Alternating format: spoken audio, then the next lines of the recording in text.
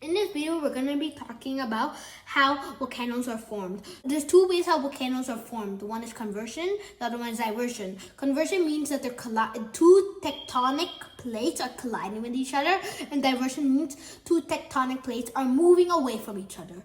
Example as conversion is basically when an oceanic plate and a continental plate, when they start to collide each other, the oceanic plate is more dense, so it starts to sink, but the continental plate does not sink. But when that starts to sink in the subsuction zone, it gives pressure to the magma chamber, and the magma chamber starts to release in some hot magma, and that magma goes into these side vents, and when it starts to go into these side vents, it starts to leak out lava and form ash clouds and a crater. A huge crater starts to form on top of that mountain, and then lots of ash clouds get to release, and these ash clouds carry H2O, water, carbon dioxide, and sulfur dioxide. That's what the ash clouds carry. And when these lavas come out from the side vents and go to the ground, when they go to the ground, it starts to cool down a little bit and makes an igneous rock. And also it releases other type of materials like gold, coal, and many others. That's how conversion plate tectonics happen to form a volcano. Now let's do diversion. So diversion basically is when two oceanic plates, so they're first like this, okay? But then they start to move away from each other. And when this moves away from each other, the magma chamber underneath, it starts to release it. That means that, and it starts to give some pressure. And then the magma chamber starts to rise with the magma, and underwater, it creates a volcanic explosion underwater, which is basically like this, but this time underwater. Also releases gold, iron, and coal, and many other materials. So this is how when these two plates move away from each other, that's called diversion, and that forms a volcano, same as conversion does. Diversion and conversion are two ways how volcanoes get formed.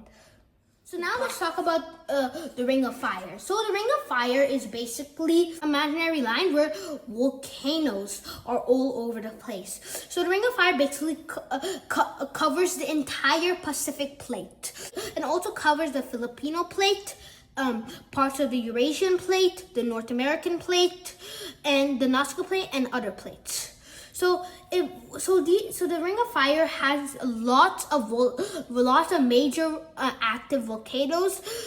Example, some countries could be Indonesia, Japan, Canada, Mexico, US, some of the Caribbean and Central American nations, Chile, Argentina, Bolivia, Peru, and many other countries fall under the Ring of Fire.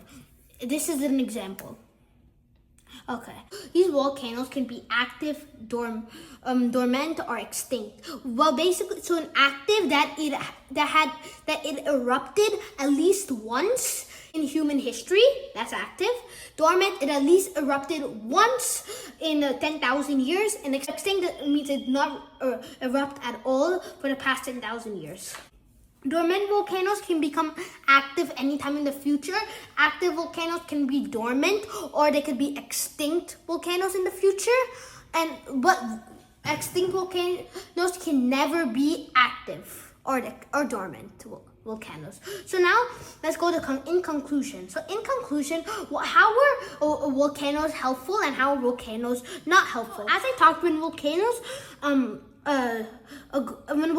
when the lava starts to come onto the floor and it starts to cool down, it creates igneous rocks, and that igneous rocks can release rare materials like gold, iron, and coal. It is really useful by people, and also can make land fertile by releasing nutrients. But how is that helpful? Sometimes a volcano can be on a town, or it could be an entire island, and when it erupts, and if it's active and it erupts, then a lot of people can die, and it will burn down an entire city, cause lots of damages to people. So now let's do a small volcanic eruption demo. I have a baking soda, citric acid, a volcano toy, and some water. Let's pour the water inside the volcano crater where the baking soda is. Oh, starting to turn little. Oh, now it's erupting.